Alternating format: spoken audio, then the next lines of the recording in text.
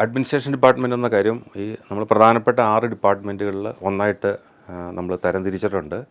ഇത് ആ ഓർഗനൈസേഷൻ്റെ സൈസ് അനുസരിച്ചിട്ട് ഒന്നിൽ ഇൻഡിപെൻഡൻ്റ് ആയിട്ട് ഫങ്ഷൻ ചെയ്യാം, അല്ലെങ്കിൽ ഏതെങ്കിലും ഡിപ്പാർട്ട്മെൻറ്റുമായിട്ട് നമുക്ക് അറ്റാച്ച് ചെയ്യാം. ഒന്നിൽ അക്കൗണ്ട്സുമായിട്ട് അറ്റാച്ച് ചെയ്യാം, നമ്മുടെ സൈസ് ചെറുതാണെങ്കിൽ, അല്ലെങ്കിൽ HR-ഉമായിട്ട് അറ്റാച്ച് ചെയ്യാം.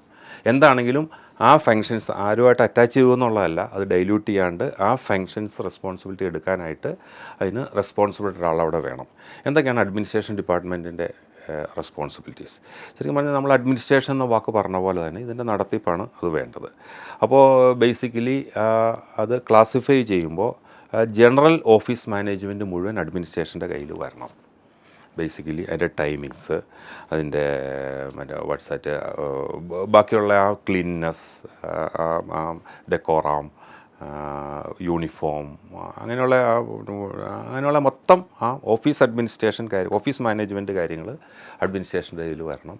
പിന്നെയുള്ള അസറ്റ് മാനേജ്മെൻറ്റ്, നമുക്കുള്ള അസറ്റുകൾ, ബിൽഡിങ്, വെഹിക്കിൾസ്, മെഷീനറി എന്ന് പറയുമ്പോൾ പ്ലാന്റ് നോക്കിയോളും. ബട്ട് കോമൺ ആയിട്ടുള്ള അസറ്റ്സുകൾ, നമ്മുടെ കോമൺ ലോബി ഏരിയ, നമ്മുടെ ഗാർഡൻസ് ഉണ്ടെങ്കിൽ അത്, പാർക്കിങ്, ഇങ്ങനെയുള്ള മൊത്തം കാര്യങ്ങളും അഡ്മിനിസ്ട്രേഷൻ്റെ ഉത്തരവാദിത്വത്തിൽ തന്നെ വരണം. കാരണം എവിടെ അറ്റാച്ച് ചെയ്താലും ഇതൊക്കെ അവരുടെ ഫങ്ഷൻസ് ആയിട്ടാണ് വരേണ്ടത്.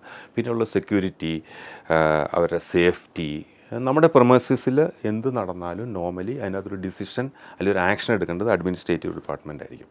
പിന്നെ legal side on the assets, legal side on the common, as a കമ്പനീനെ മൊത്തത്തിൽ അഫക്റ്റ് ചെയ്യണം അൺലെസ് ഇറ്റ് ഈസ് ഒരു ഡിപ്പാർട്ട്മെൻറ്റുമായിട്ട് കണക്റ്റഡ് അല്ല എങ്കിൽ ബാക്കിയുള്ള ലീഗൽ സൈഡ്, അതിൻ്റെ ഡോക്യുമെൻറ്റേഷൻ, അതിൻ്റെ എന്തെങ്കിലും കേസുകൾ, ഡിസ്പ്യൂട്ടുകൾ, അങ്ങനെ എന്തെങ്കിലുമൊക്കെ ഉണ്ടെങ്കിൽ അതിൻ്റെ timely actions, reply to queries or notices, ഇങ്ങനെയുള്ള മൊത്തത്തിൽ കമ്പനി റൺ ചെയ്യാനുള്ള ആ ഒരു ഓഫീസ് മാനേജ്മെൻറ്റ് ചെയ്യേണ്ട ഒരു ഡിപ്പാർട്ട്മെൻറ്റാണ്. അതും ഇതുപോലെ തന്നെ അവർ റെസ്പോൺസിബിലിറ്റീസ് പിൻ പോയിൻ്റ് ചെയ്യണം, ഡിറൈവ് ചെയ്യണം, അത് ഡോക്യുമെൻ്റ് ചെയ്യണം, അത് വർക്കബിൾ ആവുന്നുണ്ടോ എന്നുള്ളത് നമ്മൾ എൻഷുർ ചെയ്യുകയും ചെയ്യണം. ഇതാണ് അഡ്മിനിസ്ട്രേഷൻ ഡിപ്പാർട്ട്മെൻറ്റിൻ്റെ പറ്റിയുള്ള ഇതിനെപ്പറ്റിയുള്ള ധാരണ മാനേജ്മെൻറ്റിൽ, ആദ്യം പറഞ്ഞ മാതിരി മാനേജ്മെൻറ്റിൽ എത്തണം.